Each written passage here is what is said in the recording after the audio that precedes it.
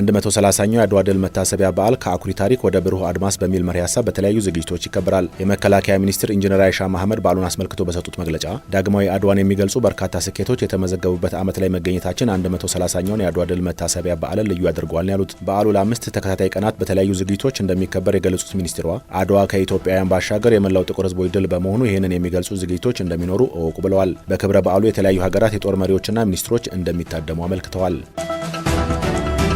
የመከላከያ ሰራዊት የልዩ ዘመቻዎች እዝ 65ኛ ዓመት የምስረታ በዓል በስኬት ተከብሮ እንዲጠናቀቅ አስተዋጽኦ ላበረከቱ አካላት የምስጋናና የእውቅና መርሃ ግብር አካሄደ።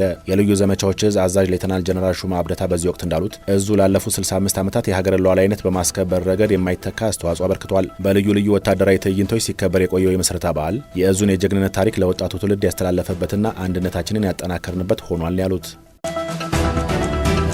የከተማና መሰረተ ልማት ሚኒስቴር የከተሞች ልማታዊ ሴፍቲኔትና ስራ ፕሮጀክት ዜጎችን ወደ ምርታማነት አሸጋግሯል አለ። የከተማና መሰረተ ልማት ሚኒስትር ዴኤታ ፈንታ ደጀ እንዳስታወቁት ፕሮጀክቱ ከ10 ዓመት በፊት በ11 ከተሞች ጀምሮ በአሁኑ ወቅት በ88 ከተሞች እየተተገበረ ከ2.5 ሚሊዮን ዜጎች በላይ ተጠቃሚ እያደረገ ነው። ባለፈው ታህሳስ ወር 388,000 ዜጎች በፕሮጀክቱ የነበራቸውን የቆይታ ጊዜ አጠናቀው ተመርቀው ሽግግር ማድረጋቸውን አንስተዋል።